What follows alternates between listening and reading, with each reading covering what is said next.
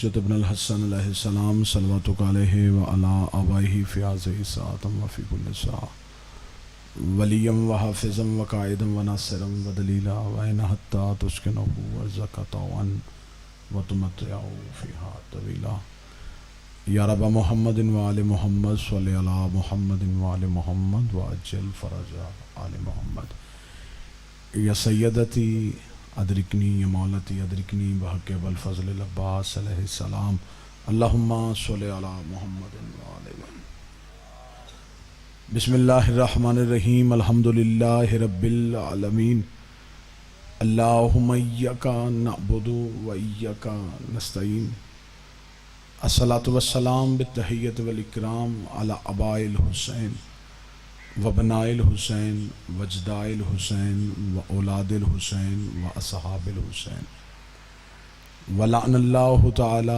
علی اعداء الحسین اما بعد فقد قال حق سبحانہ تعالی فی کتابہ المجید و فرقان الحمید وهو اصدق الصادقین و قولہ الحق بسم اللہ الرحمن الرحیم کل شیء احسنہ فی امام مبین عبادت میں شمولیت فرمائیں درود سارے صحابان مل کے بابا سے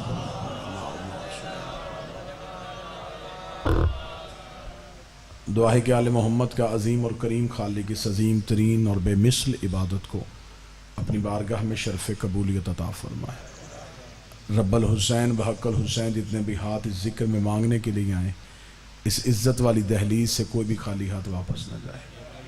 اللہ بانیان مجلس کے رزق، عزت، صحت اور بخت میں اضافہ فرمائے۔ حاضرین کی جتنی بھی جملہ حاجات ہیں میرا کریم اللہ والی خراسان کی عزت کے صدقے سے وہ تمام دعائیں مستجاب فرمائے۔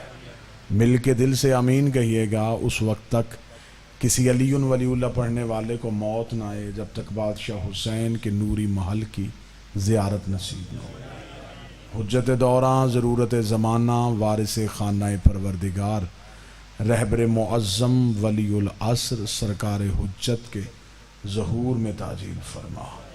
دعاؤں کو قبولیت تک پہنچائیں، سہارا درود کریں اور بلند آواز سے صلوات پڑھیں۔ اجازت ہے گفتگو شروع کی جا سکے سرکار؟ واجب الاحترام قابل صد احترام عزت مآب سرکار بابا سید زرگام شاہ صاحب کا حکم تھا، ان کے حکم کی تعمیل ہو گئی۔ سیدنا لعین عباس شاہ صاحب کی موجودگی میں آپ حضرات کے چہروں کی زیارت ہو گئی۔ اب جتنی دیر تک ممبر پہ ہوں میں کوشش کروں گا میں اسی بادشاہ کا تذکرہ کروں جس کے نام نامی سے یہ مجلس منسوب ہے۔ کیا کہنے اس مالک کے، کیا کہنے اس مولا کے جس کا دادا علی المرتضیٰ ہے اور وہ خود علی الرضا ہے۔ یہ مجلس منسوب ہے اس بادشاہ کے ساتھ جو مشہد میں بیٹھ کے کائنات کو روٹی بانٹتا ہے۔ تھوڑا تھوڑا بول دے آئیے گا تاکہ اجنبیت کا اور تنہائی کا احساس ہو۔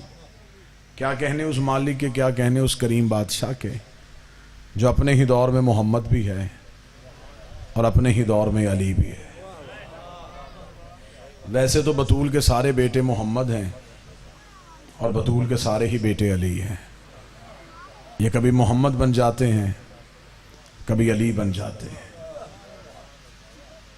جس بادشاہ کے نام کے ساتھ آج کی یہ مجلس منسوب ہے وہ کائنات کا وہ مالک ہے، وہ بادشاہ ہے جو رہتا مشہد میں ہے، حکمرانی کائنات میں کرتا ہے۔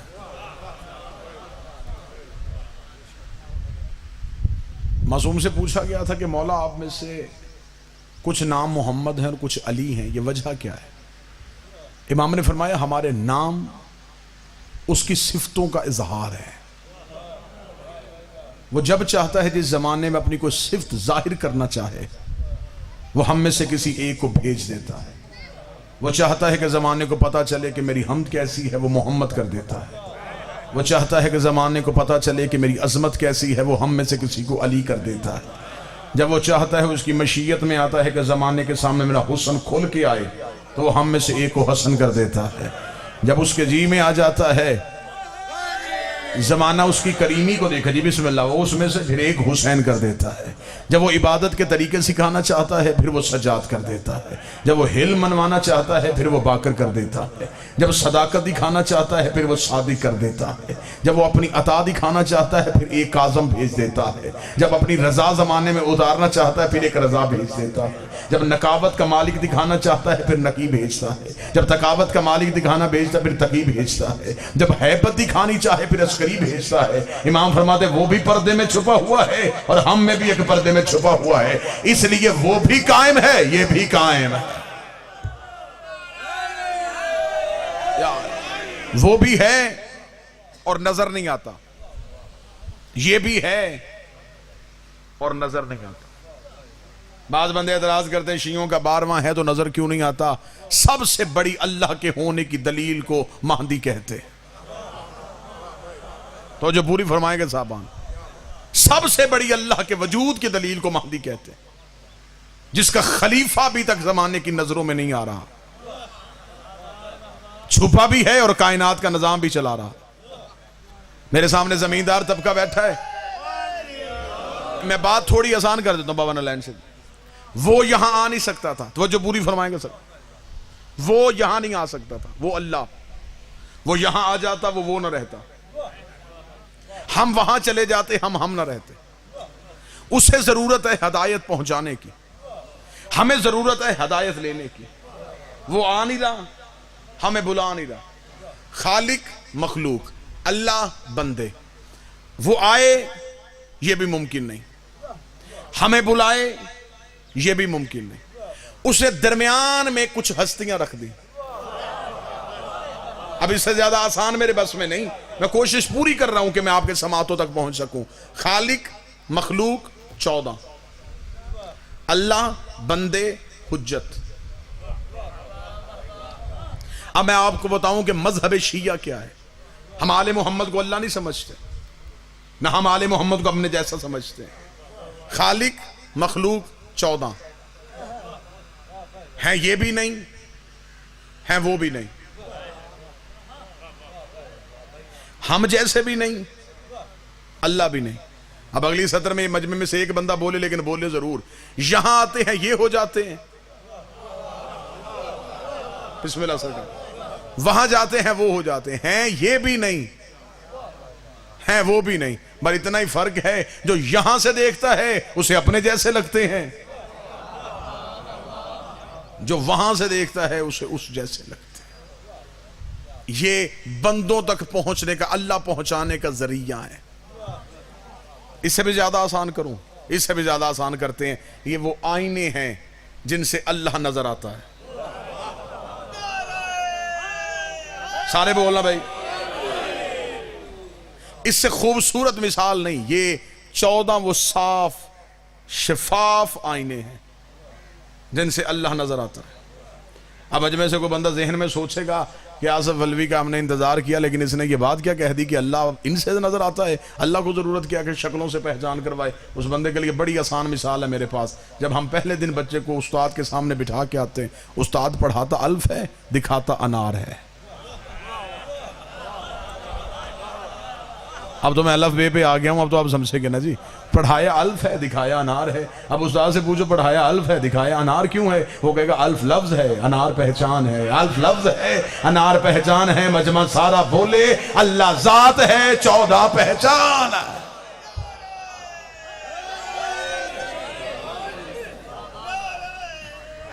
بسم اللہ اللہ ذات ہے، یار 14 پہچان۔ جس بادشاہ کا آج تذکرہ ہے، یہ بادشاہ بھی اس کی توحید کی پہچان ہے۔ نام نامی اس مالک کا علی ہے، کہلواتا یہ رضا ہے۔ یہ وہ بادشاہ ہے جس نے دشمن کے دربار میں بیٹھ کے مذہب اہل بیت پہنچایا۔ میں بچوں کو تاریخی حقائق سے روشناس کرواؤں، ولی عہدی قبول کی ہے امام نے، مامون رشید کی۔ ہارون کے بیٹے مامون نے جب امام کو مدینے سے بلایا، اور اس کے پیچھے کیا حکمت تھی اس کے لیے ایک پوری مجلس چاہیے، ایک سطر میں سمیٹ دیتا ہوں۔ ہارون کے 2 بیٹے تھے، ایک کا نام امین تھا، ایک کا نام مامون تھا۔ امین کی ماں ایک عجم کی کنیز تھی، मामून की मां का ताल्लुक अरब से था। हारून ने अपनी जिंदगी में अपने दोनों बेटों को अपनी जागीर तकसीम कर दी, अपनी सल्तनत तकसीम कर दी। अरब का मालिक मामून को बना दिया, अजम का मालिक अमीन को बना दिया। मामून ने अमीन को कत्ल कर दिया। दोनों भाइयों की हुकूमत के लिए लड़ाई हुई, और यही फर्क है खिलाफत और इमामत में। हुकूमत में और इमामत में यही फर्क है। हाकम के बेटे लड़ सकते हैं, इमाम के बेटे नहीं लड़ते। किसी इमाम के जाने के बाद उस इमाम के 18 भी बेटे हों, उन्होंने आपस में इमामत के लिए तलवार नहीं निकाली। उन्हें पता है कि इमाम वोटों से नहीं बनता, इमाम अल्लाह की मर्जी से बनता। जिसे अल्लाह इमाम बना के भेजे वो हम में से इमाम हो। गाजी में सारी सिफतें इमाम वाली थी। बाद शिया नाकदीन ये एतराज करते हैं कि सरकार हजरत अब्बास सैयद नहीं, हजरत अब्बास मासूम नहीं, अली का ये बेटा भी मासूम है। उसके लिए मैं 2-3 यहीं पे दलीलें दे देता हूं हजरत अब्बास की इस्मत पे। हजरत अब्बास की इस्मत की सबसे बड़ी दलील है, मासूम को गौसल हमेशा मासूम देता है। जनाब हसन अलैहिस्सलाम के गुस्ल में जनाब अब्बास शरीक है। ये अल्लाह का बनाया हुआ कानून है कि मासूम को गैर मासूम गुस्ल ही नहीं दे सकता, इसलिए कि मासूम के जिस्म में कुछ ऐसे राज होते हैं जिसे सिवाय मासूम के कोई नहीं देखता। जनाब अब्बास मासूम थे तो जनाब सज्जाद के होने के बावजूद इमाम हसन अलैहिस्सलाम के गुस्ल में शरीक थे। दूसरी दलील सरकार हजरत अब्बास के मासूम होने की। दूसरी दलील यह है, मासूम का लिबास सिवाय मासूम के किसी को पूरा ही नहीं आता।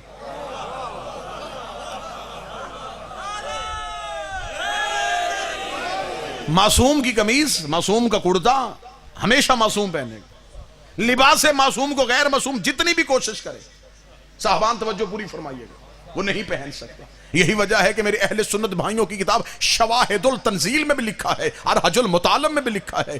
किताबें चाहो मैं मिंबर पे अहले सुन्नत भाइयों की ढेर करने के लिए तैयार। जब रसूल दुनिया से चले गए, रसूल के जाने के बाद रसूल के चचा हजरत अब्बास इब्ने अब्दुल मुत्तलब, रसूल के विसाल के बाद, रसूल के दुनिया छोड़ने के बाद, ये हजरत अली के घर है। तवज्जो पूरी साहबा। रसूल के चचा ने आके हजरत अली से कहा है, अली तेरे घर में नबी के कुछ तबर्रुकात पड़े हैं, जो चीजें रसूल इस्तेमाल करते थे वो आपके घर हैं। मौला अमीरुल मोमिनीन ने फरमाया, हाँ चचा वो मेरे घर है। जनाब अब्बास इब्ने मुत्तलब ने कहा कि क्योंकि मैं घर का बड़ा हूं, खानदान का बुजुर्ग मैं हूं, इस खानदान में मुझसे बड़ा बुजुर्ग कोई नहीं, लिहाजा मैं चाहता हूं ये चीजें मुझे दे दी जाए। अब आप तवज्जो फरमाएंगे तो मैं ये जुमला आपके सामने, ये जितने भी तबर्रुकात आपके घर पड़े हैं ये तबर्रुकात मुझे दे दे। मौला अली मुस्कुराए और मुस्कुरा के फरमाया, चाचा अब्बास बैठिए। जनाब अब्बास इब्ने अब्दुल मुत्तलब बैठे। मौला अली कमरे के अंदर गए, तबर्रुकात वाला संदूक लाए, ला के रखा जहां पे जनाब अब्बास इब्ने अब्दुल मुत्तलब बैठे थे। मौला अली ने उनके अमामा उतारा, रसूल का अमामा उनके सर पे रखा, रसूल की अबा उनके कांधे पे डाली, रसूल की चादर उनके दोष पे दी, रसूल की नालैन उनके सामने रखी, रसूल का असा उनके हाथ में दिया। दे के मौला अली की आवाज है, चचा अब्बास उठिए। उठ के खड़े हूं।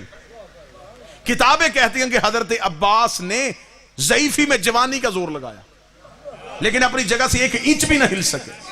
देखते अली क्या रख दिया तूने मेरे ऊपर, ये वजन मुझसे उठाया क्यों नहीं जा रहा। इतना कहना सुन्नी किताबों में लिखा है। अली की आवाज, हसन, बचपन का हसन बाहर आया। अली ने वही अमामा हसन के सर पे रखा, वही अबा हसन को पहनाई। फरमाया, हसन जरा चचा अब्बास को चल के दिखा। हसन ने चलना शुरू किया, आवाज आई, हुसैन जरा बाहर आ। बचपन का हुसैन आया। अली ने वही अमामा हुसैन के सर पे रखा, वही अबा हुसैन को पहनाई। हुसैन ने चलना शुरू किया, अली ने वही अमामा अपने सर पे रखा, वही अबा अपने कांधे पे रखी। जब अली ने चलना शुरू किया, जनाब अब्बास इब्ने अब्दुल मुत्तलब अपनी जगह से उठे। अली की आवाज आई, चचा अब्बास ये सामान तो लेते जाइए। फरमाया, परेशान मैं इस बात पे नहीं हूं, ये वजन मैंने नहीं उठाया, तेरे बेटों ने कैसे उठा लिया। परेशान तो मैं इस बात पे हूं, जैसे अब्बा तुझे पूरी आई वैसे ही तेरे हसन को पूरी आई, वैसे ही तेरे हुसैन को पूरी आई। फरमाया, चचा अब्बास याद रखना, ये नबुव्वत का बोझ है, इमामत के अलावा कोई उठा ही नहीं सकता।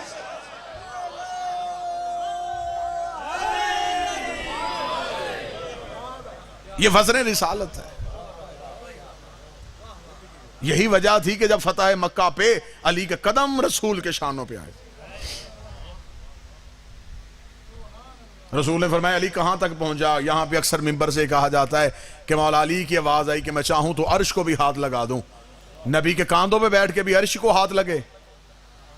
علی زمین پہ بھی پاؤں رکھے تو عرش تک چلے جاتا ہے. علی کا جو جملہ تاریخ میں لکھا ہے وہ جملہ آپ تو کو پہنچاؤں اور سینوں میں ٹھنڈک محسوس ہو. امیر المومنین کی آواز آئی رسالت مآب کو کہ میں مولا بتاؤں کہ میں کہاں پہنچا؟ فرمائے ہیں علی بتاؤ کہاں پہنچے؟ فرمایا پاؤں رسالت پہ ہیں، ہاتھ توحید پہ ہے. چلے میں کلمہ مکمل کر دیتا ہوں. فتح مکہ پہ رسول کلمے کی تصویر دکھا رہے تھے. اوپر لا الہ الا اللہ تھا، نیچے محمد رسول اللہ تھا، درمیان میں علی ولی اللہ تھا. اللہ اور محمد کے درمیانی وسیلے کو علی کہتے. جناب عباس کے سید ہونے کی اور معصوم ہونے کی دلیل، اگلی توجہ آپ میری طرف رکھیں گے سامنے. اگلی دلیل جناب عباس کی یہ ہے کہ علی نے صفین میں اپنا کرتا عباس کو پہنایا. جنگ صفین میں جب جناب عباس میدان میں جا رہے ہیں تو یہاں پہ میں دو چار جو اہم باتیں میں نے کرنی ہیں، جو باتیں نہیں سنی جا سکتی وہ میں آپ کے سامنے پڑھوں. جناب اکثر بندے یہ کہتے ہیں کہ مولا علی نے اپنی زرہ، جو لوہے کی آگے ایک چادر ہوتی ہے عرب لوگ پہنتے تھے تاکہ تلوار کا حملہ نہ ہو، کہ علی نے وہ زرہ عباس کو پہنائی. غلط ہے. زندگی میں کبھی علی اور علی کے بیٹوں نے میدان میں زرہ استعمال کی نہیں. مولا امیر المومنین کا خاصہ تھا. علی میدان جنگ میں زرہ بھی نہیں پہنتے تھے. علی تیز رفتار گھوڑے میں بھی نہیں جاتے تھے. معمولی سا گھوڑا علی کی سواری ہوتا تھا. ایک دن ایک صحابی نے کہا یا علی آپ اتنے بڑے فاتح ہیں، جتنے بڑے بہادر ہیں، سواری اتنی اچھی نہیں. یا علی سواری آپ کی شایع نشان ہونی چاہیے. علی مسکرا کے فرماتے سواری کیسی ہونی چاہیے؟ اس نے کہا تیز رفتار گھوڑا. علی فرمایا تیز گھوڑا میدان میں وہ لے کے جاتا ہے یا اس نے بھاگنا ہو یا بھاگنے والے کے پیچھے بھاگنا ہو. بھاگنے میں کسی کو دیتا نہیں ہو، خود میں میدان سے بھاگتا نہیں.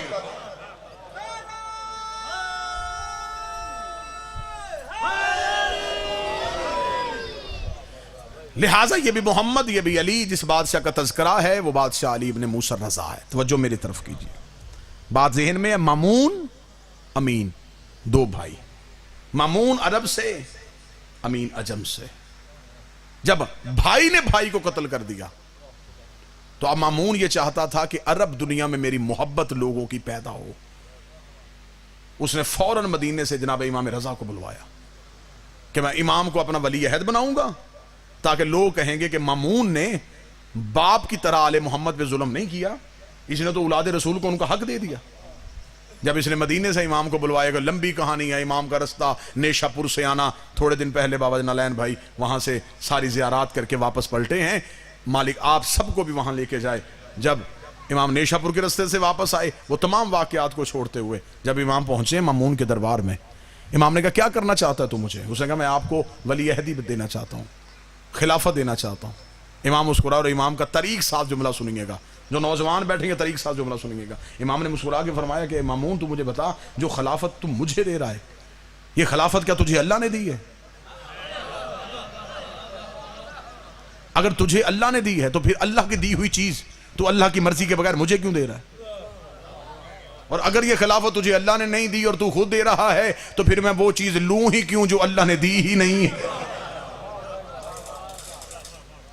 اس نے کہا نہیں مولا، میں چاہتا ہوں کہ آپ دربار میں بیٹھیں، لوگوں کو مذہب مچائیں. امام نے فرمایا پھر ہماری شرط ہے، حکومت کے معاملات میں ہم نہیں بولیں گے، مذہب کے معاملات میں تم نہیں بولو گے.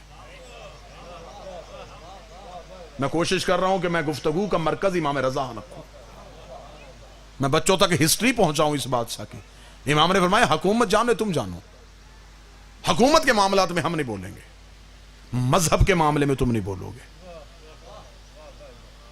ہم لوگوں کو بتائیں گے اصل شریعت کسے کہتے ہیں. اس نے کہا ٹھیک ہے مولا. امام نے فرمایا ہماری بیعت کروائی جائے. انتہائی مشکل چیپٹر تاریخ کا میں آپ کے سامنے آسان طریقے سے پڑھنے لگا. امام نے فرمایا ہماری بیعت کروائی جائے. اس نے کہا اے فرزند رسول میری بیعت ہو چکی ہے اور میں آپ کا اعلان فرما رہا ہوں. امام نے فرمایا تجھے کس نے کہا ہے کہ تیری بیعت قرآن کے مطابق ہے؟ اگر تو نے مجھے ولی عہدی دینی ہے تو ہم اپنی بیعت کروائیں گے. امام تخت پہ بیٹھ گئے. اس نے اعلان کروا دیا کہ آؤ رسول کے بیٹے کی بیعت کرو. لوگ آنے شروع ہوئے. امام نے اپنا ہاتھ یوں بلند کر لیا. مامون نے کہا کہ اے فرزند رسول، اے علی رضا، آپ بیعت نہیں کروانا چاہتے؟ فرمایا کروانا چاہتا ہوں۔ تو پھر آپ نے اپنا ہاتھ بلند کیوں کیا؟ ایسے کریں۔ امام نے فرمایا یہ بیعت کا طریقہ رسول کا نہیں، معصوم کسی کے آگے ہاتھ نہیں پھیلاتا۔ اگر بیعت کا طریقہ، موضوع پسند ہے سرکار یا نہیں پسند؟ مولا نے فرمایا اگر بیعت کا طریقہ یہ ہوگا تو اس کا مطلب جو بیعت کرے گا وہ ہاتھ اوپر رکھے گا، اور معصوم کے ہاتھ کے اوپر اگر کوئی ہاتھ آ جائے تو یہ قرآن کی نفی ہے، کیونکہ اللہ کہتا ہے ید اللہ فوق ایدیہم، ان کے ہاتھوں پہ تیرا ہاتھ نہیں، ان کے ہاتھوں پہ اللہ کا ہاتھ ہے۔ اس نے کہا پھر بیعت کیسے ہوگی؟ امام نے فرمایا یہ بیعت کرنے کا طریقہ سقیفے سے شروع ہوا تھا۔ سب سے پہلی اسلام کی غلط بیعت سقیفے میں ہوئی تھی، ہاتھ پھیلا کے۔ آج بھی ہمارے ہاں جسے جمہوریت کہا جاتا ہے یہ سقیفے کی قسم ہے۔ آج بھی آپ کے دروازے پہ جو ووٹ مانگنے آتا ہے وہ ایسے آتا ہے، اور آج بھی ہمارے گھروں کی چھت پہ جو علم لگا ہے اس پہ پنجہ ایسے ہے۔ اس لیے ہم اپنے گھر بے عباس کا علم لگا کے دنیا کو بتاتے ہیں ہم نے بیعت سقیفے سے نہیں کی، ہم نے بیعت غدیر سے کی ہوئی ہے۔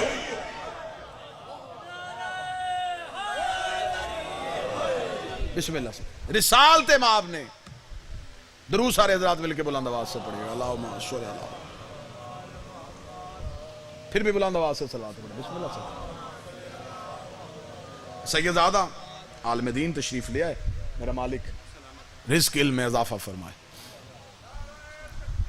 اللہ اکبر، یا رسول اللہ، یا علی مشکل اللہ خوشا۔ تو جو پوری صاحبان سے موضوع پسند ہے یا نہیں ہے؟ امام نے فرمایا ہم بیعت ایسے نہیں، ایسے حکمرانوں کا طریقہ ہے بیعت کروانے کا، ہمارے ہاں بیعت ایسے نہیں ہوتی، ہمارے ہاں بیعت کا طریقہ یہ ہے۔ اگلی بات پڑھے لکھے احباب کے لیے بڑی لطف لینے والی ہے۔ امام نے یوں بیعت کروانی شروع کی، لوگ آنے شروع ہو گئے۔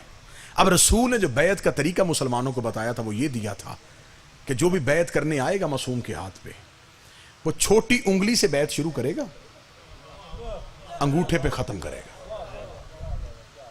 کیونکہ بیعت میں 5 چیزیں دی جاتی ہیں، 5 چیزیں لی جاتی ہیں: جان، رزق، عزت، مال، اولاد۔ یہ معصوم کے ذمہ، معصوم سے بدلے میں بخشش، جنت، برزخ، قبر، امال، یہ سب معصوم سے ذمہ داری لی جاتی ہے۔ اب امام نے بیعت کروانی شروع کی اور اب جو آ رہا ہے وہ ہاتھ پہ ہاتھ رکھ رہا ہے، امام مسکراتے جا رہے ہیں۔ شام کے وقت ایک عبرانی نوجوان آیا، اس نے یہاں سے بیعت شروع کی، امام نے مسکرا کہا پہلی بیعت اب ہوئی ہے۔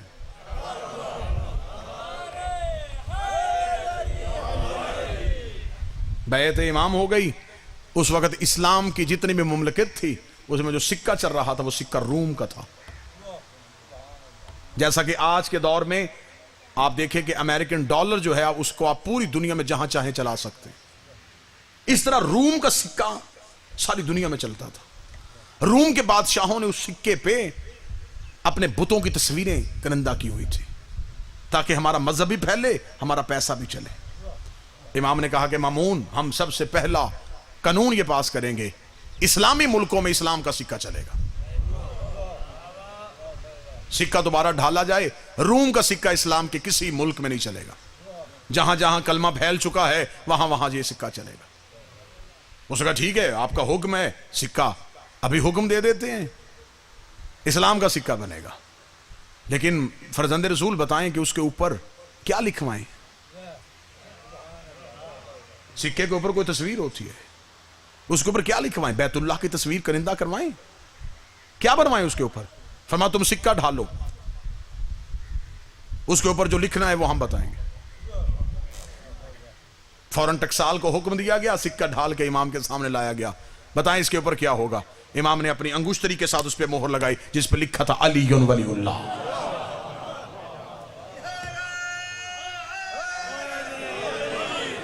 پوری دنیا میں سکہ چلے گا تو علی ولی اللہ کا چلے گا۔ جب یہ سکہ پھیل گیا تو اب جو شیعہ ڈر ڈر کے گھروں میں رہ رہے تھے انہیں پتا چل گیا کہ ہمارے امام کی حکومت آ گئی ہے، سکہ بھی مالک کا چل گیا ہے۔ اب جب کسی شیعہ کو، کیونکہ انہیں پتا تھا تھوڑے دن تک یہ سکہ چلنا ہے، پھر اس کے بعد رواج ختم ہو جائے گا، دشمن زمانہ ہے، مامون کے اندر تو بغض آل محمد ہے نا، اس نے امام کے کہنے پہ یہ سکہ چلا تو دیا ہے، لیکن ابھی یہ سکہ بند بھی ہو جائے گا، پھر اس کے بعد یہ کہیں سے نہ ملے گا، یہ نایاب ہو جائے گا۔ جس شیعہ کے پاس وہ سکہ آتا وہ اسے کپڑے میں لپیٹتا، اپنے بازو پہ باندھ کے کہتا آج سے امام زامن ہے۔ تب سے یہ سلسلہ امام زامن کا چلا۔ کتنے واقعات ہیں، عشرے پڑھے جا سکتے ہیں۔ علی ابن موسیٰ رضا علیہ السلام پہ مامون اپنے دربار میں بیٹھا ہے، خوشبو کے جھونکے دربار میں آئے، خوشبو کا دربار میں آنا تھا، مامون متوجہ ہوا، اس نے کہا یہ خوشبو کہاں سے آ رہی ہے؟ ایک شخص نے پیچھے سے ہاتھ بلند کر کے کہا مامون ڈھونڈنا، یہ خوشبو مجھ سے آ رہی ہے۔ مامون نے کہا تو نے کون سا عطر لگایا ہے؟ یہ خوشبو میں نے پہلے کبھی نہیں سونگی۔ اس نے کہا نہ کوئی عطر لگایا ہے نہ میرے پاس کوئی پھول ہے۔ پھر اس نے کہا خوشبو کس کی ہے؟ اس نے کہا میرے پاس رسول کے سر کے بال ہے، نسل در نسل ہمارے پاس چلے آ رہے ہیں، یہ بال میرے پاس ہیں۔ اب غربت آ گئی ہے، چاہتا تھا کہ بالوں کو بیچوں، یہ بال لے کے تیرے دربار میں آ گیا، اگر تو چاہے تو میں یہ بال بیچ سکتا ہوں۔ توجہ پوری صاحبہ۔ مامون نے کہا کیا لے گا بالوں کا؟ اس نے کہا ایک بال 1,00,000 دینار کا۔ بال کتنے ہیں؟ 7، قیمت 7,00,000 دینار۔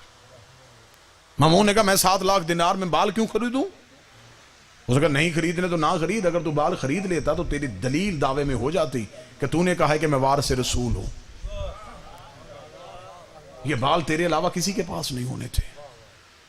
مامون نے جلدی سے کہا 7,00,000 دینار خزانے سے دیے جائیں، 7 بال خرید لیے۔ خریدنے کے بعد کہا کہ جاؤ امام علی رضا کو دربار میں بلاؤ، اور خود وہ جس ڈبیا میں بال تھے اسے چھپا کے رکھ لیا۔ اگلا لفظ، اگلا جملہ سینوں میں ٹھنڈک محسوس کرے تو چہروں میں ولایت کی چمک نظر آنی چاہیے۔ مامون نے بال چھپا دیے، تھوڑی دیر بعد امام علی رضا کا پہلا قدم دربار میں آیا، دربار میں پھر وہی خوشبو دوبارہ آئی جو بال سے آ رہی تھی، وہی خوشبو سے دربار پھر معطر ہوا۔ مامون نے قریب لا کے کہا کہ آپ کے پاس کیا رسول کے سر کے بال ہیں؟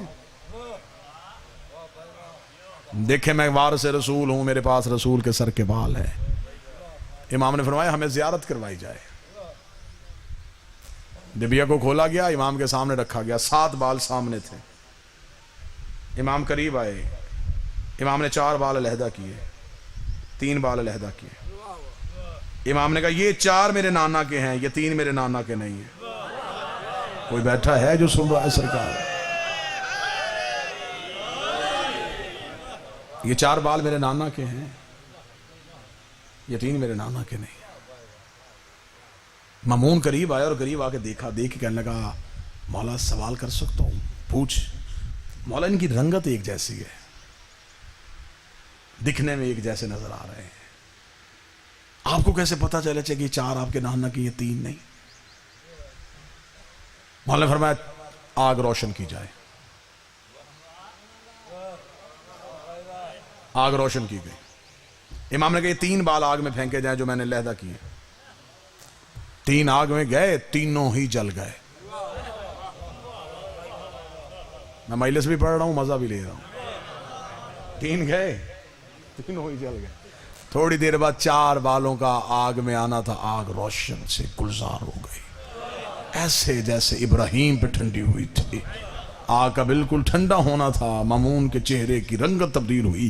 دیکھے امام علی رضا سے کہتا ہے نظر تو ایک جیسے آ رہے تھے، آپ کو کیسے پتا چلا تھا؟ امام مسکرا کے فرماتے بس تمہیں یہی سمجھانا چاہتا تھا، تمہاری سمجھ میں نبی کا بال نہیں آیا، تمہاری سمجھ میں نبی کی آل کیسے آ سکتی؟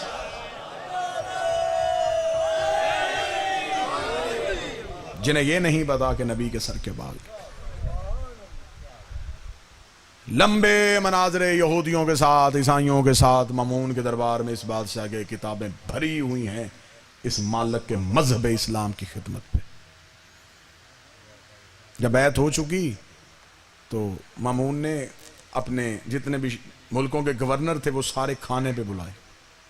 تو جو ہے صاحبان کو بس یہ آخری فضائل کا نقطہ، اور یہیں پہ واجب الاحترام کو منبر دوں. جتنے گورنر تھے ان کو بلوایا، بلوا کے مامون نے 202 نشستوں کا بندوبست کروایا. 100 گورنر ادھر بیٹھ گئے، 100 ادھر بیٹھ گئے. ایک کرسی اپنی لگوائی، ایک امام رضا کی لگوائی. پھر جملہ سمجھیے، 100 گورنر ان کرسیوں پہ بیٹھے ہیں، 100 ادھر کرسیوں پہ بیٹھے ہیں.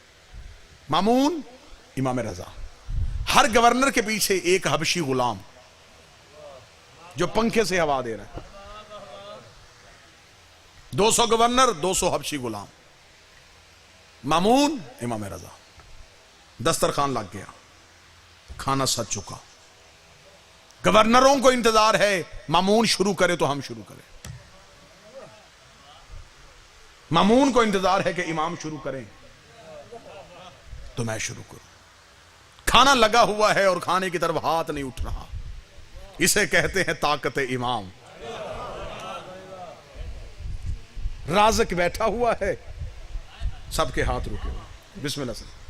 تھوڑی دیر کے بعد گورنروں نے مامون کا چہرہ دیکھا کہ شروع ہو. مامون نے امام رضا کی طرف دیکھا. سرکار کھانا تناول فرمائے. امام کی نظر حبشی غلاموں پہ گئی. امام نے کہا یہ نہیں کھائیں گے.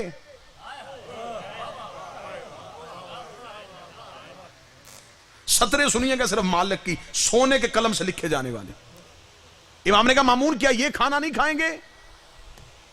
اس نے قریب آ کے کہا مولا یہ غلام ہیں. امام نے مسکرا کے فرمایا کیا تو آزاد ہے؟ کیا تو کسی کا غلام نہیں؟ مامون نے کہا غلام تو میں بھی ہوں. فرمایا اگر وہ غلام نہیں کھا رہے پھر تو کیسے کھا رہا ہے؟ اس نے کہا مولا یہ بعد میں کھا لیں گے. فرمایا پھر تم گورنروں کے ساتھ کھاؤ، ہم ان کے ساتھ کھائیں گے. تمہیں غدیر والا خطبہ بھول گیا؟ غریب کو امیر پہ، امیر کو غریب پہ، گورے کو کالے پہ، کالے کو گورے پہ کوئی فضیلت نہیں ہے. اتنا جملہ کہہ کے امام نے فرمایا جب تمہیں غدیر کا خطبہ ہی یاد نہیں ہے پھر تمہیں ہمارے دادے علی کی ولایت کیسے یاد ہو سکتی؟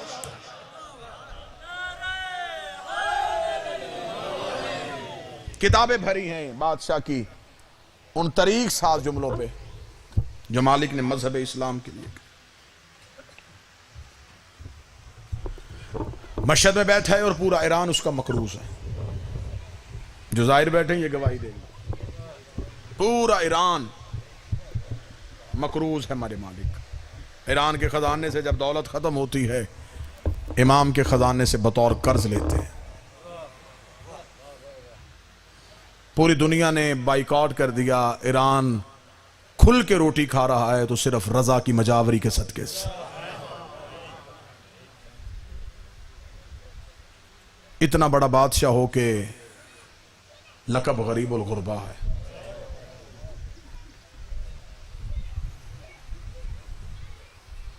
زمانے کی سمجھ میں آل محمد ہی نہیں آئے. جن کا غریب الغربا ایسا ہے ان کا امیر المومنین کیسا ہوگا. عزادار بیٹھے ہیں. میرا مالک یہ محبت ہمیشہ سلامت رکھے. مجلس حسین میں آؤ تو اس بادشاہ نے، اسے امام رضا نے جو عزاداری کا طریقہ دیا ہے، صف عزا میں بیٹھو تو بیٹھنے سے پہلے اسے چومو. امام رضا جب اس صف عزا پہ آتے تھے امام پہلے صف کو بوسہ دیتے تھے. صحابی نے پوچھا مولا صف عزا کو بوسہ کیوں؟ فرمایا یہ وہ جگہ ہے جہاں ملائکہ اپنے پر مس کرتے ہیں. اس جگہ کی فضیلت یہ ہے کہ یہاں پہ بقیہ چھوڑ کے رسول کی بیٹی آتی ہے. محرم قریب آ رہا ہے. میں دعا کر رہا ہوں مصائب پڑھنے سے پہلے آنکھیں بار کہ مالک اگر ہم میں سے کسی کی زندگی کی سانسیں ختم ہو رہی ہیں میرا مولا اتنی بڑھا دے ہم حسین کے جنازے میں شریک ہو سکیں. شہادت حرف آخر میں جو پڑھیں وہ اس بادشاہ کی مکمل مصیبت اور مکمل مصائب پڑھے گا. 2 سطریں غربت کی میں سنا دوں صرف اس وجہ سے مجلس مکمل ہو جائے.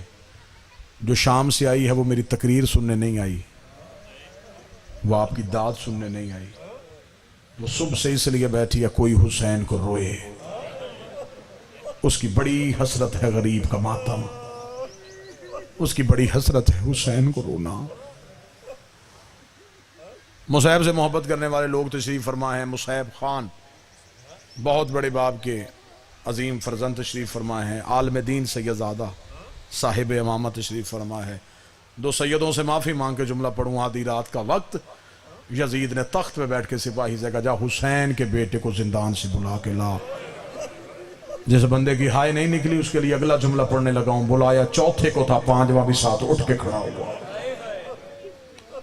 جو نہیں سمجھ سکا میں غیر سید ہوں, میں اشارہ نہیں دے سکتا. مجبوری کیا تھی سادات کی. چوتھے امام اٹھے, پانچویں بھی ساتھ کھڑے ہوئے. دونوں وقت کی حجتیں یزید کے دربار میں گئیں. مولا سجاد کی آواز آئی, کیوں بلایا تو نے مجھے آدھی رات کے وقت؟ یہ کمینہ دے کے کہتا حسین کا بیٹا میں چاہتا ہوں میں تیری قیدیں آزاد کروں. اگلی سطر جو ماتم کرنے والے لوگ بیٹھے ہو, عزادار بیٹھے ہو, جب اس نے کہا نا سجاد میں چاہتا ہوں میں تیری قیدیں آزاد کروں, مولا سجاد ٹھنڈی آہ بھر کے کہتے مجھے بتاؤ میں جاؤں کہاں. رہائی کی خبر اس سے اچھی لگتی ہے جسے دروازے پہ کوئی لینے آیا ہو. اس نے دیکھے کہا سجاد واپس مدینہ چلے جا. مولا سجاد رو کہتے کون سا مدینہ جہاں کبھی اکبر ہوتا تھا, کون سا مدینہ جہاں کبھی ابو الفضل العباس ہوتے تھے. او مولاؤں تو نے میرا مدینے میں چھوڑا ہی کیا ہے. یہ دیکھ کے کہتا جہاں بھی جانا ہے جا, لیکن شام چھوڑ دے. میں پھر سیدوں سے معافی مانگ کے جملہ پڑھوں. جب اس نے کہا جہاں جانا جا, شام چھوڑ دے. مولا سجاد کی آواز ہے کیوں شام کیوں چھوڑوں, اب تو قیدیں آزاد کیوں کر رہا ہے؟ یہ دیکھ کہتا حسین کا بیٹا میں ڈر گیا ہوں. ڈرنے کا نام آنا تھا. سجاد کڑیوں میں تڑپے, رو کے کہا تو نے رسول کا بیٹا مارا, تجھے ڈر نہیں لگا؟ تو نے علی کی تصویر گھوڑے سے اتاری, تجھے ڈر نہیں لگا؟ تو نے حسن کا یتیم گھوڑوں کے ٹاپوں سے بمال کیا, تجھے ڈر نہیں لگا؟ وہ کمینے تجھے آج ڈر لگا, تجھے تب ڈر نہیں لگا جب تو نے نیزے سے قرآن کے غلاف اتارے تھے؟ تو نے سورہ کوثر کا چہرہ خون سے بھر دیا, تجھے ڈر نہیں لگا؟ تجھے اب ڈر کیوں لگا ہے؟ اب جو سید بیٹھو جو مصعب سے محبت کرتے ہو, بابا نالین شاہ جی سے لے کے آخری عزادار تک مجھے جملہ معاف کرنا. جب مولا سجاد کی آواز آئی اب تجھے کیوں ڈر لگا ہے؟ یہ دیکھا تھا میں تجھے مجبوری بتاؤں. جسے تھوڑے دن پہلے قبرستان مسافرہ میں دفنا کے آیا ہے نا, اس کی چیخوں کی آوازیں مجھے سونے نہیں دیتی. مجھے آج بھی میرے دربار میں رونے کی آوازیں آتی ہیں. میں آدھی آدھی رات کو اٹھ کے دیکھتا ہوں, کبھی اس کونے میں روتی ہے, کبھی اس کونے میں روتی ہے. سجاد جسے دفنا کے آیا ہے اس کی آواز بند نہیں ہوئی, اس کی سسکیاں مجھے سونے نہیں دیتی. مجھے ڈر لگتا ہے کہیں میرے اوپر عذاب نہ آ جائے, یہ چھت میرے اوپر گر نہ جائے. تو جتنی جلدی ہو سکے اپنی پھوپیاں لے کے شام سے چلا جا. مولا سجاد رو کے کہتے اگر تو نے قیدیں آزاد کرنی ہے تو پھر فیصلہ میں نے نہیں کرنا, فیصلہ اس نے کرنا ہے جو زندان میں بیٹھی ہے. میں بڑی محبت سے پڑھ رہا ہوں, بڑی محبت سے آپ سن رہے ہیں. روحانیت ہے مجلس میں, ہر آنکھ رو رہی ہے, ہر بندہ مصعب کے لیے تڑپ رہا ہے. کیوں حسین کا بیٹا تو امام نہیں, فیصلہ تو نہیں کرے گا؟ مولا سجاد کی آواز آئی میں بیٹا ہو کے وارث نہیں, وہ بہن ہو کے وارث ہے. میں امام ہو کے شریکت الحسین نہیں, شریکت الحسین وہ ہے. فیصلہ وہ کرے گی جو زندان میں ہے, جو ادب کے ساتھ مصیبت سننے کے عادی ہو. آدھی رات کے وقت سید الساجدین دوبارہ قید خانے میں آئے. ریت کے مسلح پہ بیٹھی تھی علی کی نمازی بیٹی, ماں کے پاؤں کے تلووں پہ ہاتھ رکھ کے کہا اماں یزید قید آزاد کر رہا ہے. علی کی بیٹی رب نے زخمی سر اٹھا کے رو کے کہتی ہے سجاد اس سے پوچھ شام کی عورتیں تھک گئی ہیں کیا شام میں پتھر ختم ہو گئے؟ انہیں کہا نہیں, علی کی بیٹی تب تک شام نہیں چھوڑے گی جب تک شام کے پتھروں سے آواز نہ آئے حسین نمازی تھا. اما وہ قیدیں آزاد کر رہا ہے, وہ کہتا ہے سکینہ کے رونے کی آوازیں آتی. بی بی رو کے کہتی سجاد اس کے باپ سے میرے بھائی نے شرطیں منوائیں, تو اس سے منوا تاکہ مورخ لکھے کہ علی کی بیٹی فاتح شام بن کے گئی ہے. اس نے رحم کر کے نہیں ہمیں آزاد کیا, ہم نے شرطیں منوائی ہیں تو شام چھوڑا ہے. اسے پتا چلے کہ ہم نے جنگ جیتی ہے. अम्मा फिर क्या शर्तें? बीबी कहती शोहदा के सर चाहिए, लुटा हुआ करबला का माल चाहिए, सवारी के लिए 3 ऊंट चाहिए, बशीर इब्न जज़लम नामी शख्स मुहारी चाहिए।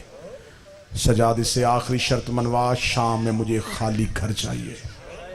मौला सजाद रो कहते अम्मा जब रहना नहीं फिर घर क्या करना है? रो कहती से क्या एक घर खाली करवा के दे, मैंने गरीब की मजलिस करवानी है। और सजाद मेरी सफ भाइयों की मारी गई, मुझे रोने किसी ने नहीं दिया। इसे कहे शाम की औरतों का मजमा इकट्ठा करे, अली की बेटी मजलिस पढ़े। जो पत्थर मारती रही हैं उनके सामने मैं बताऊं मेरा बागी नहीं, मेरा नमाजी मारा गया था। इन्हें मैं बताऊं मेरा अकबर कितना खूबसूरत था। इन्हें मैं बताऊं मेरे कासम की जवानी कैसी थी। मैं एक मजलिस करवाऊंगी, सजाद उसी मजलिस का सदका फिर दुनिया में नगर नगर मजलिसें होंगी। सजाद पहली मजलिस मैं करवाना चाहती हूँ। पहली मजलिस, पहली अज़ादारी की बुनियाद मैं शाम में रख के जाऊंगी। यही वजह है जो ज़ियारात करके आए हैं। करबला मदफन है हुसैन का, लेकिन करबला में वो गिरिया नहीं जो शाम में अली की बेटी के हरम में है। अज़ादारी की बुनियाद रखी सैयदा ने शाम में, बस आखिरी सत्रें मुसीबत खत्म। मौला सज्जाद जिंदान में आए, जिंदान से निकल के दरबार में आवाज आई, कमीने मेरी माँ की शर्तें। उसने कहा कौन सी? शोहदा का सर। इसने कहा देता हूँ। मौला की आवाज आई, बशीर इब्न जज़लम मुहारी। इसने कहा फौरन देता हूँ। 3 ऊंट। इसने कहा भी देता हूँ। मौला सजाद की आवाज़ आई, शाम का एक घर खाली चाहिए। इसने कहा करवा दूंगा। मौला सजाद की आखिर में आवाज़ आई, मेरी माँ की शर्त है, करबला का लुटा हुआ माल चाहिए।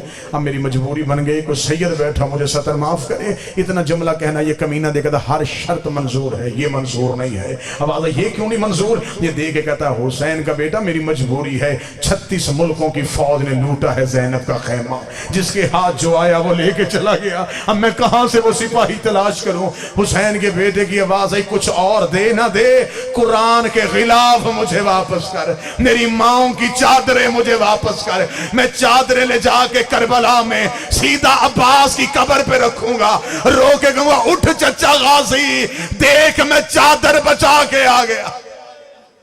अला लानतुल्लाह अलैकुम ज़ालिमीन व सय्यालिमीन।